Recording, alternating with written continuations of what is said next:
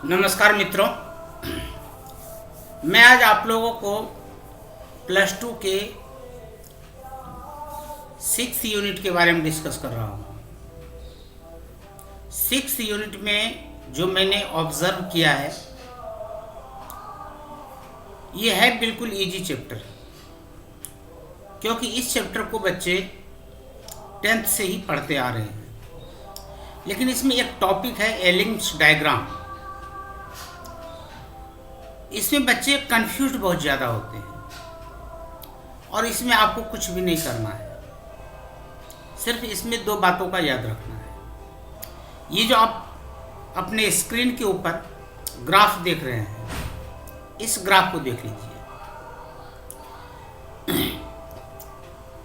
एलिंग्स diagram का मतलब ये होता है कि delta G not F versus temperature, इसके बीच का जो ग्राफ होता है, चाहे वो ऑक्साइड के फॉर्मेशन के लिए हो, ये हैलाइड्स के फॉर्मेशन के लिए हो, या सल्फाइड के फॉर्मेशन के लिए हो, इसी के ग्राफ को जो रिप्रेजेंट किया जाता है, इसी को कहा जाता है एलिंग्स डायग्राम। एलिंग्स डायग्राम में मैं ऑक्साइड को टारगेट करते हुए आपको बता रहा हूँ, क्योंकि एनसीईआरटी की बुक में ऑक्साइड को ही टारगेट करके बताया गया है। तो इसमें आपको याद क्या रखना है कि ये देखना है कि जो आपसे क्वेश्चन पूछा जा रहा है, उस क्वेश्चन में जनरली आपसे ये पूछा जाता है कि कौन किसके द्वारा ऑक्सीडाइज्ड होता है या कौन किसके द्वारा रिड्यूस होता है। तो जो ग्राफ नीचे है,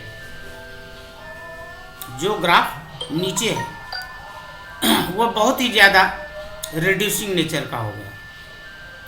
इसका मतलब वह किसी से भी ऑक्सीजन ले सकता है, और जिसका ग्राफ ऊपर है, उस मेटल का जो ऑक्साइड है, वह आसानी से नीचे वाले ग्राफ के मेटल को अपना ऑक्सीजन दे देगा। दोबारा सुन लीजिए, ऊपर वाला जो ग्राफ है, जैसे कि आप यहाँ पर देख लीजिए, ये जो आप ये ग्राफ देख रहे हैं, यहाँ पर एल्युमिनियम ऑक्सीडाइज्ड हो रहा है और एल्युमिनियम ऑक्साइड बना रहा है। और ये जो आप देख रहे हैं, मैं हाईलाइट कर देता हूँ, यहाँ पर मैग्नीशियम ऑक्सीडाइज्ड होकर के मैग्नीशियम ऑक्साइड बना रहा है। दोनों ग्राफ में मेटल ऑक्साइड में कन्वर्ट हो रहा है। लेकिन क्वेश्चन क्या होगा कि क्वेश्चन को यहाँ पर देख लीजिए, which of the following statement is correct with respect the following graph. इस ग्राफ को देखते हुए आपको ये बताना है कि इसमें कौन सा स्टेटमेंट सही है। अब यहाँ पर जो टेम्परेचर दिया हुआ है, जरा इस टेम्परेचर को ध्यान से देखें, 1623 केल्विन।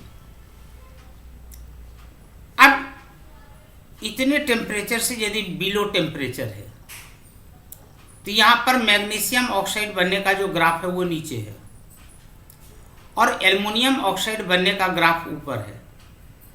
इसका मतलब ये हुआ कि 1623 केल्विन टेम्परेचर से कम टेम्परेचर पर मैग्नीशियम मेटल एल्युमिनियम ऑक्साइड को रिड्यूस करेगा। दोबारा सुन लीजिए, मैग्नीशियम मेटल एल्युमिनियम ऑक्साइड को रिड्यूस करेगा बिलो 1623 केल्विन।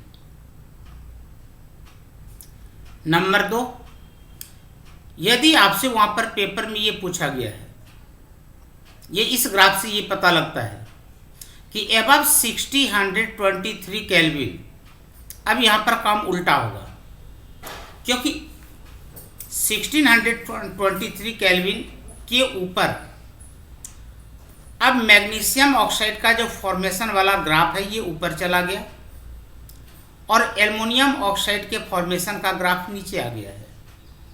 तो अब यहाँ पर क्या होगा कि यदि 1623 केल्विन से ज़्यादा टेम्परेचर है, तो मैग्नीशियम ऑक्साइड का रिडक्शन हो जाएगा किसके द्वारा, एल्युमिनियम मेटल के द्वारा। अब इन दोनों बातों को यदि हम इस ऑप्शन के अंदर देखें तो फर्स्ट में यही बोला जा रहा है कि below 1623 kelvin magnesium reduce aluminium oxide, यानी कि मैग्नीशियम क्या करेगा, एल्युमिनियम ऑक्साइड से ऑक्सीजन ले लेगा और एल्युमिनियम ऑक्साइड को रिड्यूस करेगा। और सेकंड ऑप्शन में हम देख रहे हैं कि यदि टेम्परेचर 1623 केल्विन से ज़्यादा है तो यहाँ पर एल्युमिनियम मैग्नीशियम ऑक्साइड से ऑक्सीजन ले लेगा, यानी कि मैग्नीशियम ऑक्साइड का रिडक्शन हो जाएगा।